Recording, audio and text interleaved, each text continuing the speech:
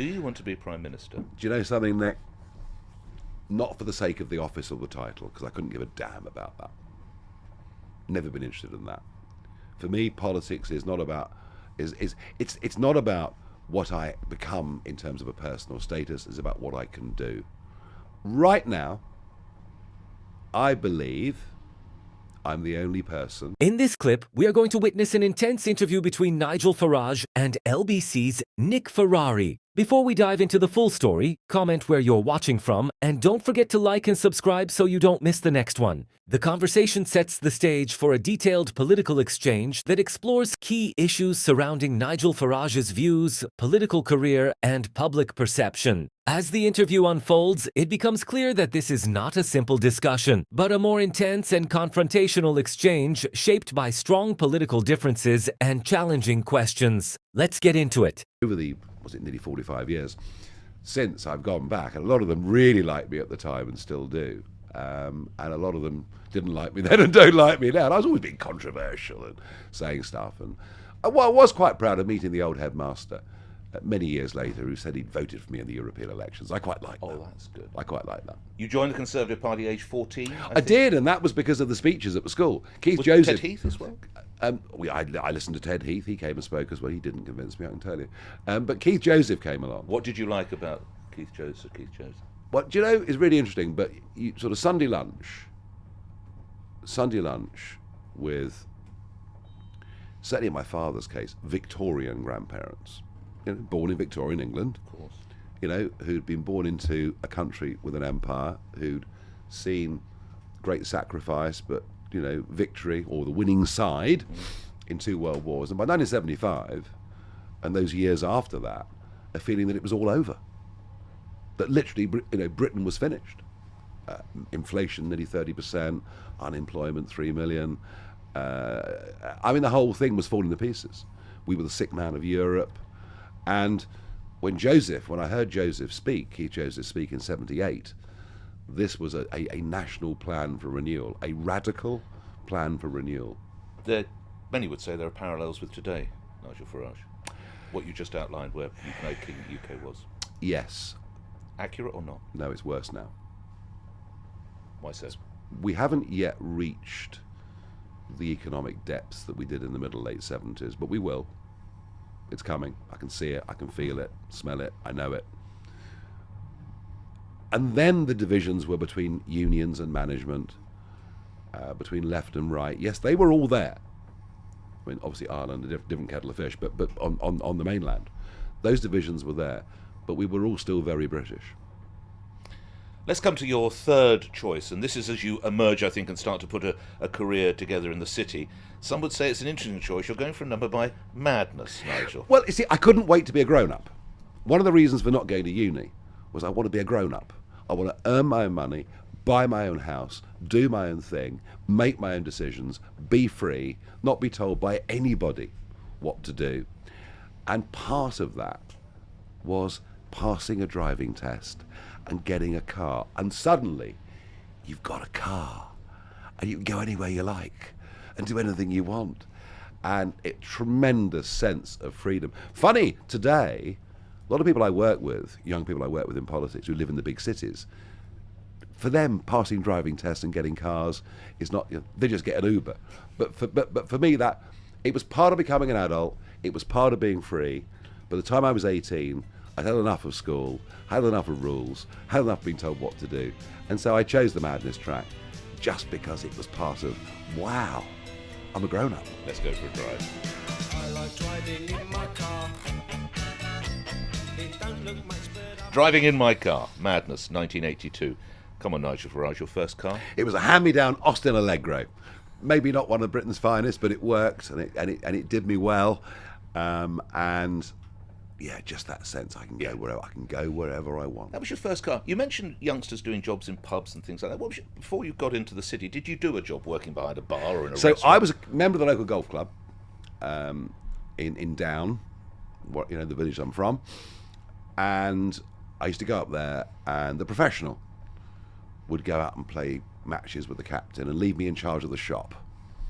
and just say, if in doubt, just write something down. So you'd sell people golf balls and hats and things like that. So I'd manage the shop for him, and then I'd caddy a bit.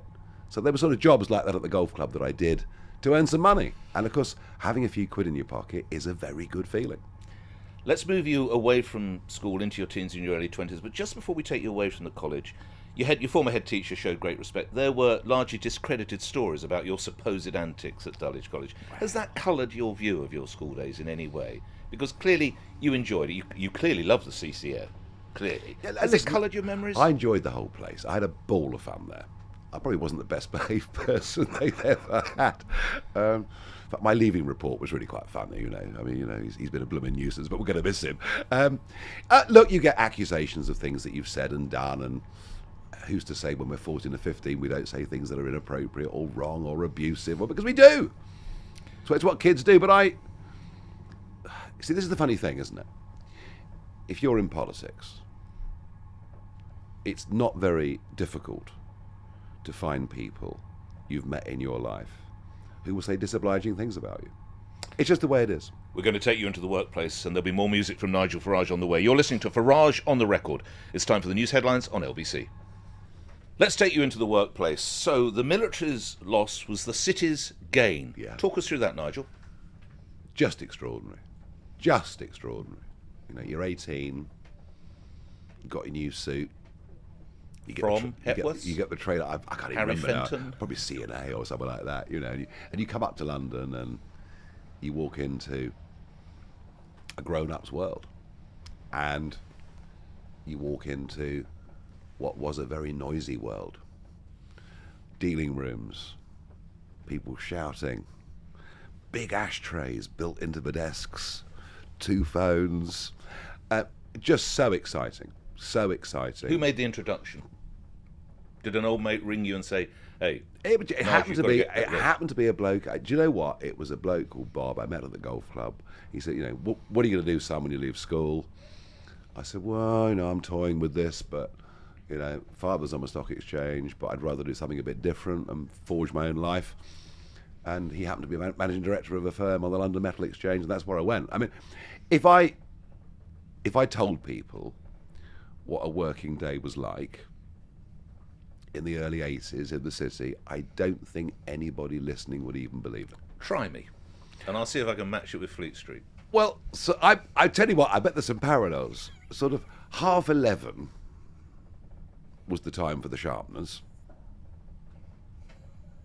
because generally you were not feeling absolutely at your 100% best in the mornings as a result of the previous daytime's activities. So you go for a couple of large ones at 11:30, and then you do a bit of work for a few hours, and then it was lunch, and then you'd have the afternoon, and then you'd be out in the evenings. In between times, gambling on anything that moved, name calling, mickey taking, laughter. Do you know, if I think back to how much laughter and fun there was in offices, and now you go into a modern day newsroom, or you go into a modern day dealing room, and you can't hear a pin drop. Nick, I can't even tell you, I loved it so much.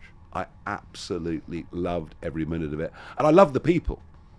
Everything from sort of old Etonian dropouts to the Fenchurch Street boys coming in, the old East End lot who moved out to Essex coming in. It was just, I mean, I absolutely adored it. How much money did you make? Were you making a lot of money? So, I mean, by the time I was 21, 22, I was earning what would now be considered to be quite good money. Give us a clue. Well, in modern day money, it'd be 7 figures a year, I suppose. It was very good money. I mean, certainly spent it, but it was. So what we've traded in the Austin Allegro by now? What are we Yeah. driving? Well, we're sort of gearing up a little bit by now. But Are we in the Porsche yet? Well, the trouble is we're spending a lot of money as well. But no, look, it was. But you know, there were good years and bad years. You know, there were bull markets, there were bear markets. I enjoyed the job very much indeed, and it wasn't all fun. You know, there were days when you'd be in there for 12 hours and barely have time to go to the loo because you'd be absolutely crazy busy, and then your position would be going wrong, and you're pacing the house at 3 in the morning thinking, oh my goodness me. You rightly say the workplace has changed, as it has in Yeah. you rightly identified news. Is it healthier though now that there isn't that kind of rather robust culture, shall I say. I don't think so. Why not? Because going to work was enjoyable, and it wasn't. And you know what? It wasn't for everybody. That life that I was involved in commodities in the city, it wasn't for everybody. It was for a certain type of person. You know, I went to a funeral the other day, and there were dozens of people there that I've known for 40 years or more, and an amazing sense of camaraderie between all of us, even after all these years. You did develop that great sense of being part of a team, and there were, yes, there was Mickey taking, but there was also respect for each other as well. You talk about it being a time of great laughter, but this was also in the decade when you had your road crash that we've already mentioned. Where it's extraordinary you're actually still here in reality. Yeah, that was bad. That was bad. That was really, really bad. Yeah, I was hit on a Pelican crossing. Did they tell you we might need to amputate your leg? Yeah, there was all sorts of debate about that. The worst bit was, fractured skull. My teeth were all loose. I couldn't eat food. I had to have semolina and things like that. All my teeth were loose, big black eyes, obviously, fractured skull. And I woke up with tinnitus in that ear, in the right ear, which plagued me for many, many years. It was a horrible experience. How often do you think of it? Look forwards. You've never relived it? I'd be a liar to say I don't occasionally think about things that have happened that have gone wrong, but it is literally only occasionally. And I think... I hear you. You must look forward, but there must have been nights you've woken up in a cold sweat and you're suddenly hit. It was a VW, as I recall from research, wasn't it? I know. There must... Yeah, it was. What were you going to say there? I could have a joke about the Germans, but I won't do that. Given the second wife. Wouldn't be right. No, I mean, you know, as we get older, and I met scores of First and Second World War veterans as a result of my interest in military history. And those that remembered the good times in old age were much happier than those that remembered the bad times. And I think the human brain is incredibly good at erasing the bad stuff and remembering the good stuff. We're going to get onto your political career in a moment, but let's bring in your next choice, which was a great political anthem, but not for UKIP or Brexit or reform. I speak of what song, Nigel? Well, I mean, look, whatever you think, whatever your views, and yes, of course, it was the fag end of 18 years of a Conservative government, but what Mandelson and Blair and Campbell put together for the 97 general election campaign was just off the charts. And the choice of Dareem and Things Can Only Get Better, and I sort of laugh thinking about seeing John Prescott dancing and Neil Kinnock, but it was just the most incredible political campaign because what it spread was a sense of optimism. And I think so much politics, and certainly after 2 years in the House of Commons, it's all negative. It's all, aren't you awful, aren't you awful, no, you're worse. There was something about what they were doing that spread energy and positivity, and so I choose it because it was a big moment. It was genius.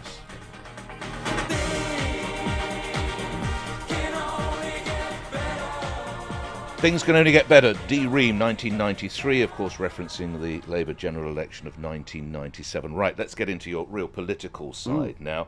You're not 30 and you decide to found a political party, UKIP. Why? There was a day in 1990, October, when the UK joined the exchange rate mechanism. I was actually in a pub when we joined. Somebody ran the message in. And I won't repeat on this programme the exact words that I uttered, but let's say I viewed it with some dismay. Right.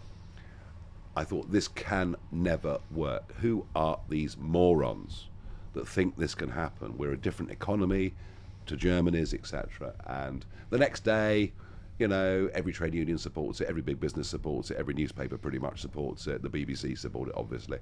And I thought, no, I don't support it. And I ranted about this over the next couple of years until, of course, Black Wednesday, we crash out. Then Major signs the Maastricht Treaty, takes us even deeper into the European project, despite the pain that we've just gone through by aligning with, attempting to align with the currencies to join what we now know as the euro. And you know what I thought?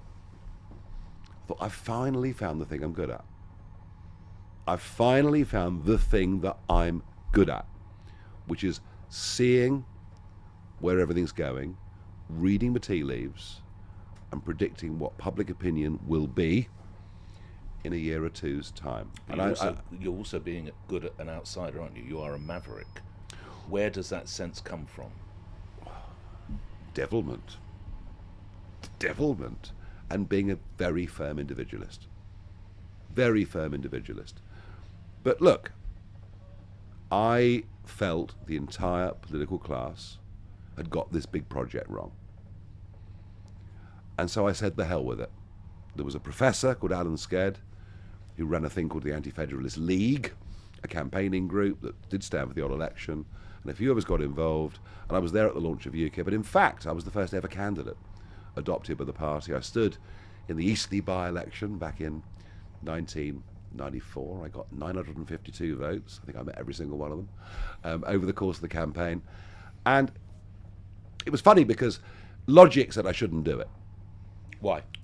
Because in '93 I decided that the corporate life wasn't for me. Working for big companies wasn't for me. I wanted to be my own boss. This is the outsider again. I'd set up Farage Futures. I was doing my own thing. I think I had the chance to make a lot of money, frankly. But suddenly, I couldn't have been in politics working for a big corporate company. But I also couldn't make a fortune doing politics whilst running a business in the city. But I don't know why. Everyone, my family, my friends, my business colleagues said, you're mad. You're mad. And if you want to be in politics, join the Tory party or the Labour Party, because that's all there is. But I just thought, no, I thought there is a principle at stake here. I'm going to stand for election. I don't even care if no one votes for me. I'll feel better myself about doing it. That was how strongly I felt on the issue. And that was the beginning of a very long journey. Let's come to the next track, which was, if I'm right, you'd recovered from that car accident, you'd recovered from cancer, and you went for a track with an interesting band title. Europe. The Final Countdown, and the reason I chose it is because that was the walk-on music that I had every night as I toured the country in the run-up to the European elections of 2014, the referendum that we had in 2016. That was the music that I walked through the crowd to every single evening. In fact, I heard the song so many times that I'd lie in bed at night and it would still be sort of echoing in my ears. So, yeah, again, perhaps not a choice you'd expect, but it reminds me of those years, those long years that led up to us actually having a referendum. It's the final countdown. Nigel Farage, I referenced the fact that you were shortlisted for Time Magazine of the year of the Brexit referendum.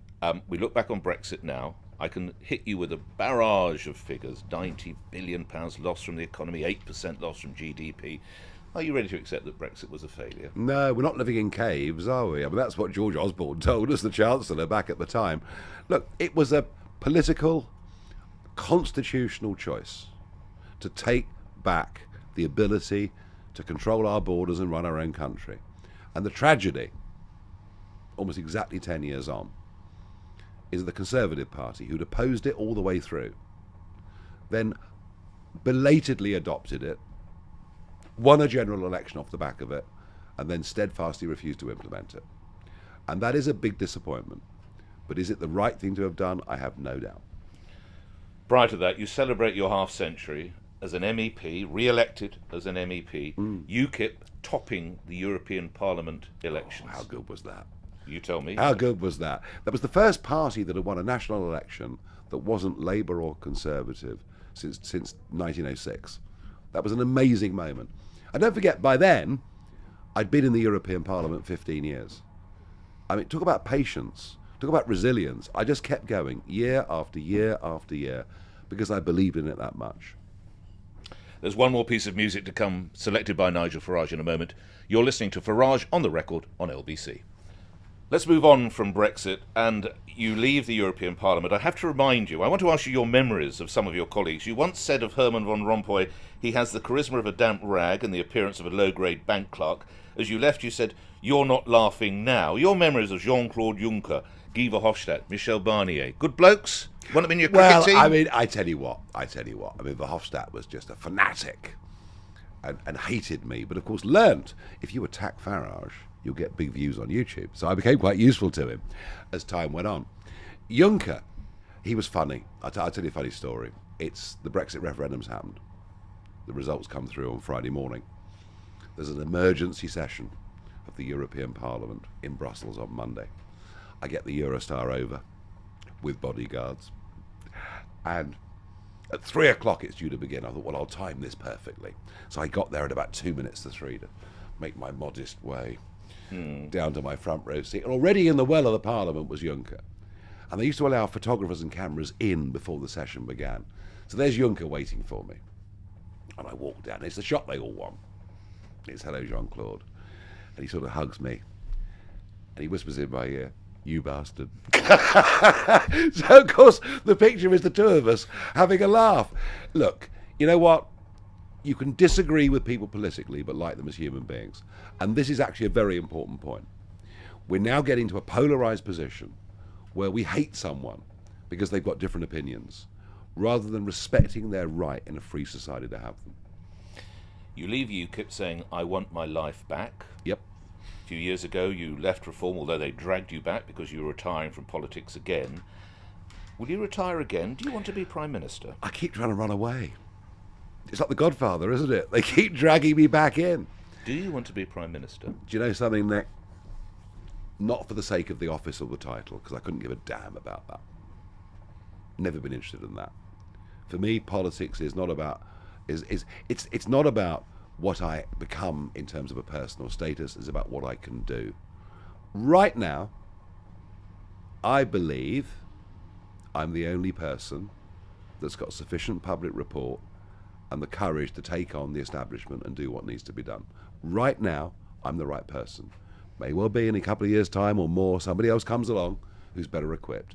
Right now, I do believe it's me. So you could be the Prime Minister? Yes. What would be the first few policies, Mr. Farage?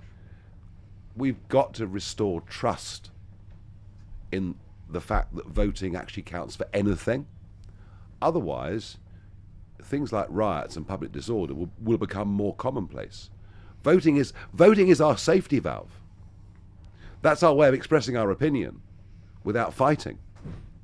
So I do actually believe getting rid of the Human Rights Act, getting back proper control of our borders, re-establishing trust that the voters get what they actually opt for in an election is the first thing to do. You rightly reference, you try and get away and they keep dragging you back, but that does allow you some time for some travels, and you go to the United States and you form a close friendship with now President Donald Trump. Yeah. How would you sum him up in a sentence? Just an extraordinary human being. I mean, he is. I mean, talk about resilience.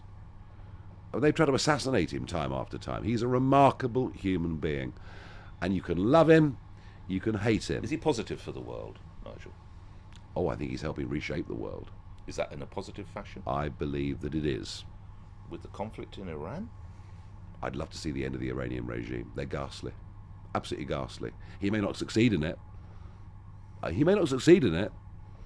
But was it the right thing to attempt? Yes. Nigel Farage is presented as a deeply polarizing Marmite politician, dividing opinion between strong supporters and harsh critics, while also being recognized as a major force in modern UK politics. The interview explores his survival through major life events, his family background, education, and early career in the city, all of which shaped his resilience and worldview. It also highlights his grandfather's First World War story, his school discipline, and his early interest in military service before entering the financial world. Politically, the discussion touches on his role in founding and leading outsider political movements, his influence on Brexit, and the argument around whether Brexit has been a failure or not. Farage rejects the idea that Brexit was a failure, framing it instead as a political choice about sovereignty and control. The conversation then moves into his continued involvement in politics, including leadership roles in Reform UK and speculation around whether he could become Prime Minister. He suggests that while the role itself is not his main motivation, he believes he is currently the right person to challenge the political establishment. Overall, the interview presents a full picture of his personal journey, political impact, controversies, and ongoing influence in British public life. If you enjoy political breakdowns like this, please subscribe to our channel, The UK Current, for more. I'll see you in the next one.